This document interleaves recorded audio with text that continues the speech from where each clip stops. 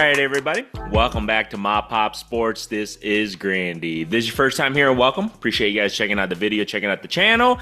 You guys are returning, welcome back. Hopefully everybody's having a good week so far.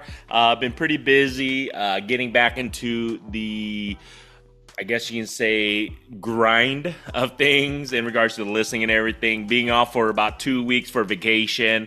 Lots of things to catch up on.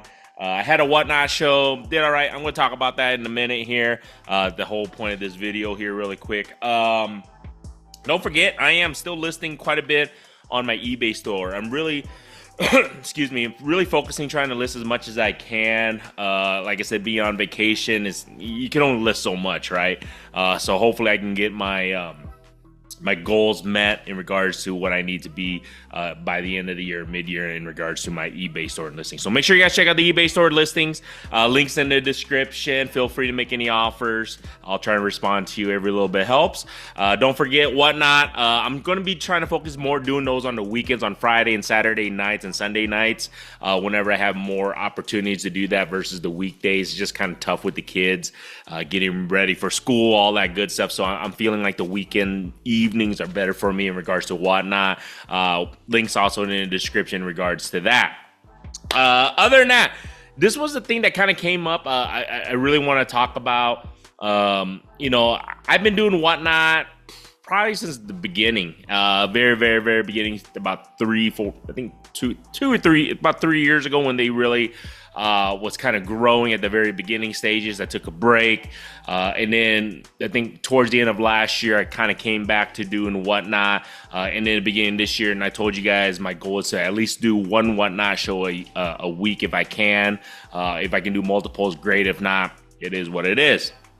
A lot of people, what are my thoughts in regards to Whatnot, at least in regards to sports cars? I'm just talking plain sports cars, football, basketball, even some baseball, things like that. At least what I do, some UFC here and there. But just my thoughts on it, because a lot of people think Whatnot it's a huge moneymaker. You're going to profit so much, blah, blah, blah. People are auctioning, buying shit off of you constantly, right?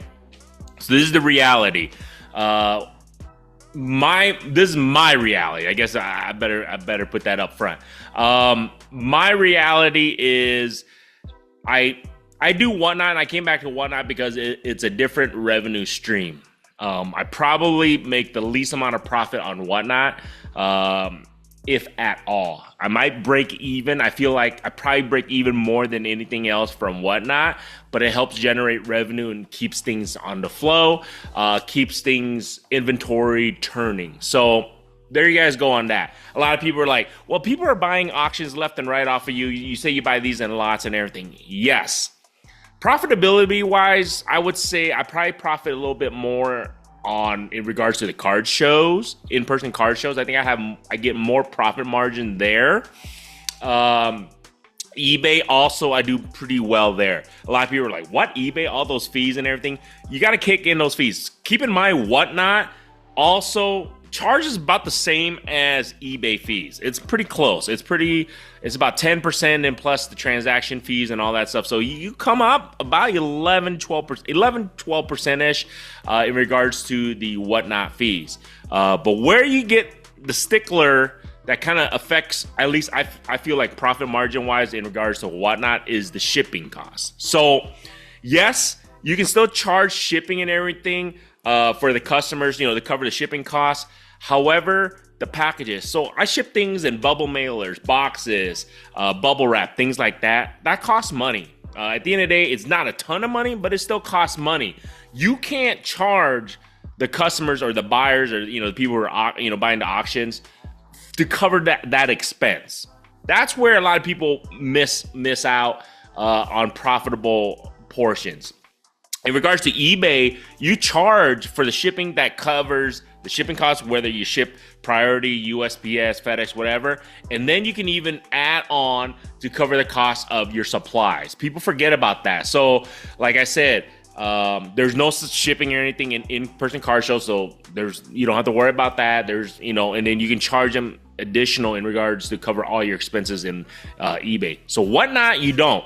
So you lose all that supplies, the money that you pay for your bubble mailers, your boxes, your bubble wrap, your tape, all that stuff, that doesn't get covered. Even your time, people forget about that. It takes time to package and ship and whatnot. So yes, you make a lot of sales, you get a lot of transactions. That's why I do whatnot, because I get a lot of transactions to just keep revenue churning. But at the end of the day, profitable wise, you don't make enough. And plus, I barely have 2,000 to 3,000 followers, so I don't have that huge following that what others you may see have 5, 10, 15, 20, 100,000 followers on their whatnot app. So they make a lot more. There's not as many eyes, obviously, on whatnot, and people are always looking to try to get the best card for the lowest amount possible on whatnot. And I don't blame them. I tell anybody, if you're looking to buy cards at the best rate possible, whatnot is probably your best deal. Jump into those, I would say, rooms like myself or smaller rooms who are doing singles, whatever the case may be, and you're gonna get the best deals, 100%. So whatnot buying wise, if you're looking to get the best deals, I highly recommend that. As a seller, you're not going to be the most profitable on that. People saying, yeah, I'm doing all right, doing all good. Breakers do okay on there. But even if you jump into those rooms, boy, it's annoying hearing sellers like, hey, you need to guys bid this up. Oh, shit, this is way too low. But it's annoying. You have to know this. If you're getting into whatnot, as a seller at the very beginning, you're not going to make any money. You're probably going to lose money for the first couple shows, whatever the case may be. And at the end, if you're doing for a long time, you might start breaking even at best. Maybe profitable a couple shows here and there, but a couple shows you're not going to be. It's just the way it is. So I don't want people thinking going on whatnot, you're just going to make a ton of money, sales and everything. It's a grind. It's a lot of work. Like I was telling you guys, I did videos on this before. You prep for the show, you do the show, then you got to spend time packaging. That's a lot of time, as I mentioned, to do that, to make maybe a little bit of money in regards to that. So, and then your inventory has to be the stuff that people want. This last show I just did, I had a ton of cool NBA numbered cards. People just didn't want. They wanted specific players, and I don't blame them. You're going to auction and you're going to buy whatever you want. So you're going to have shows like that, and you're going to have auctions like that where you're not going to get bidders, things like that. It happens more often than none. So just to be weary about that if you're looking to get into whatnot and make a ton of money. At the very beginning, if you're doing slabs, high-end stuff, I highly recommend holding off on that until you get a bigger following. I also recommend doing a bare minimum when you're doing the auctions. You may not get no people bidding on it, but you may get some. But like I said, the reason being is people want it at the dirt cheap prices. So if you start a $100 slab at $1, beginning on whatnot, I can tell you this right now, you're not going to get $100. You might not even get $50. That's just the way it works. People don't understand that. They look at those big rooms and those followers, and a lot of people are bidding all these cards up. Keep in mind, all those followers, all those big rooms, I guess you can say, they built that following. And then number two, a lot of people who are buying those types of cards don't have the time to look up the comp, so they're just bidding thinking that they're getting a great deal. At the end of the day, they know what they're buying, they know what they're paying for it, but sometimes they overpay. It is what it is. But like I just said, you have to build that following. A lot of these rooms have built that, whether it's through YouTube, whether it's through Instagram, whether it's through TikTok, and then they bring their following onto whatnot, and they do it on that end in regards to selling stuff on that. So, like I said, my thoughts are, is it profitable? It can be, with a lot of work and time and effort into it. But at the end of the day, you got to make sure, how you source your inventory. That's going to be critical, and how much you pay for your inventory is very, very critical for you to be profitable on whatnot. But like I said, I use it as just another option to generate revenue. I don't look at it as very profitable at all. I'm going to be upfront with you guys. It's really not, unless they can cut down the seller's fees, unless they can have us as a seller be able to charge some shipping charges that comes to us. So a lot of those those shipping charges, just so you know, on whatnot, goes to whatnot, doesn't go to us.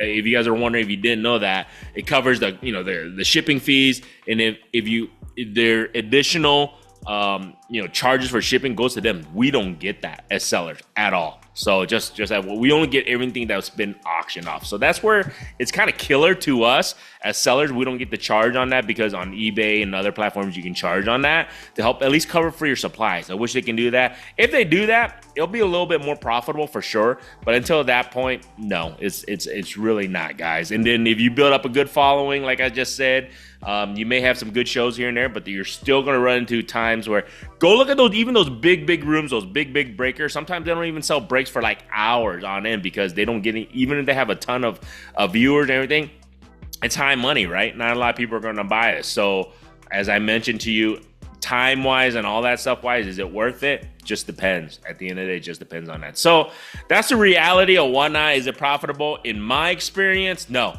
it really is not. It's a good revenue generator. It's a good way to turn old inventory or just stagnant inventory.